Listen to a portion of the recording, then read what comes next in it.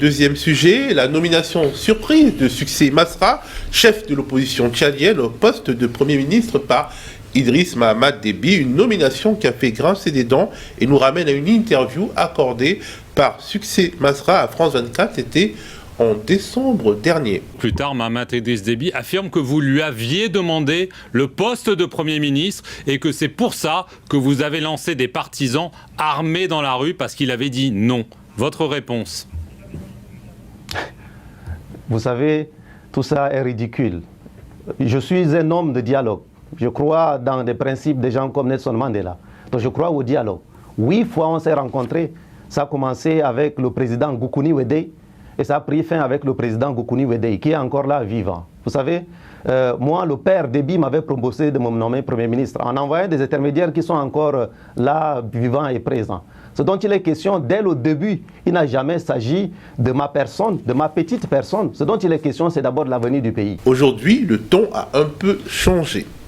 Je me vois donc dans une sorte un peu d'appel de responsabilité pour servir mes compatriotes en apportant à la tête d'une équipe qui travaillera en synergie avec le président de la transition qui, depuis l'adoption de la nouvelle constitution, nous faisant passer à la 5e République, est devenu aussi pleinement président de la République afin que tous ensemble nous puissions servir les Tchadiens et Tchadiennes. Allez, il est un peu comme un pilote principal, un commandant de bord qui a bien voulu m'appeler à ses côtés comme un copilote afin qu'avec tout l'équipage et tous les passagers tchadiens, nous atterrissions à l'aéroport de la démocratie. Au-delà du revirement apparent, qu'est-ce qui fait courir Succès Masra? Est-ce qu'on peut dire qu'il prend acte de l'asymétrie des rapports de force militaires, hein, tout simplement, et qu'il fait de la réelle politique, Félix Hatchalé? Je ne suis pas spécialiste de politique tchadienne, mais je suis bien d'accord avec ta deuxième hypothèse. Je pense qu'il fait avec la réalité et qu'il s'est rendu compte quand même que la pression populaire a un coût trop élevé. Comme au Sénégal. Oui, comme au Sénégal. Et encore plus qu'au Sénégal, puisqu'au Tchad, lors des émeutes en question, on a parlé de 300 morts, non, c'est ça? Oui, 300 morts qui n'ont pas fait scier la communauté internationale. Qui n'ont pas fait scier la communauté internationale. Partant de là, je pense qu'il a fait le calcul qu'il valait mieux trouver un arrangement avec le pouvoir. Mais en même temps, Succès Masra, moi j'ai eu à l'écouter plusieurs fois, contrairement à quelqu'un comme Ousmane Sonko ou bien certaines figures opposantes africaines, je n'ai pas senti la même radicalité politique chez lui.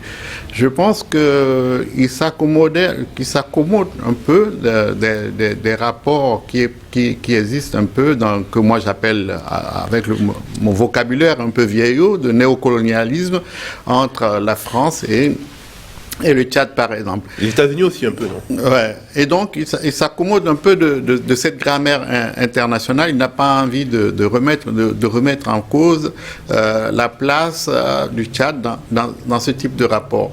Et donc, il est quelqu'un qui correspond un peu à ce que la communauté dite internationale peut attendre d'un pays. Mais est-ce qu'elle le soutiendra? Non, elle le soutient. Je doute que l'autre problème que ça me pose, c'est que les délais me semblent trop courts. Déjà, je ne suis pas sûr qu'ils puissent tenir des élections en 9 mois, avec Succès Masra devenant Premier ministre et en même temps étant candidat à l'élection présidentielle, en même temps que le président de la République. Ça va être assez compliqué. Pour qu'ils puissent travailler, ils seront obligés de rallonger la tradition. C'est le seul intérêt, à mon avis, de la transition. Voilà. Faire gober le rallongement de la transition. Alors, Sadio, est-ce que Succès Masra a trahi? Oui. Ah. Succès Masra a complètement trahi une jeunesse. Aussi, où idéologiquement, politiquement, on peut le comprendre. Et là encore, je ne sais même pas comment. Parce que tout ce que Succès fait aujourd'hui, c'est s'insulter lui-même, s'attaquer lui-même. Parce que c'est lui qui disait que on ne dégage pas une dynastie, on ne transforme pas une dynastie, on la chasse, y compris par les armes. Donc il avait un discours assez radical. Bon, il n'avait pas d'armes, il n'en a toujours pas. Voilà. Mais ce que je veux dire, c'est toute cette jeunesse qui s'est mobilisée pour Succès Masra va se sentir trahi. Parce que je crois que là, il sera un Premier ministre exécutant des désirs de Déby plutôt qu'autre chose. Parce qu'un bon Premier ministre, c'est quand on arrive élu, quand on a la majorité parlementaire, on peut se targuer de pouvoir imposer quelque chose. Succès dans ce gouvernement a combien de ministres? Des postes sont clés, il ne les contrôle même pas. Voilà, donc je pense qu'il s'est tiré une balle dans le pied au lieu de rester en exil là où il était, en se disant qu'il n'a que 40 ans, que 5 ans c'est vite passé, et qu'il continue à être dans cette opposition pour ceux qui sont morts, et pour ceux qui sont vivants, qui ont cru en lui. Peut-être qu'il a reçu des garanties, peut-être qu'après tout, il y a eu des pressions sur Idriss Mahamat Déby, notamment de Français, qui auraient peur de la contagion du Niger voisin, en même temps que du ressentiment post-colonial qui est tout aussi puissant au Tchad. On l'a vu lors des manifestations.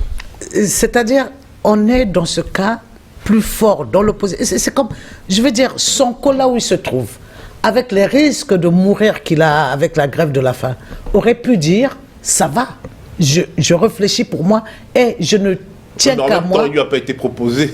Ah oui, bah, on ne sait pas, hein, on ne sait pas, même si ce n'est pas proposé, il peut se proposer quand ça ne va pas. Moi, je crois que Succès a beaucoup plus, depuis le départ, pensé plus à lui, à la carrière politique qu'il va faire. Et je pense de plus en plus qu'il est plutôt un homme de pouvoir plutôt qu'un homme d'État.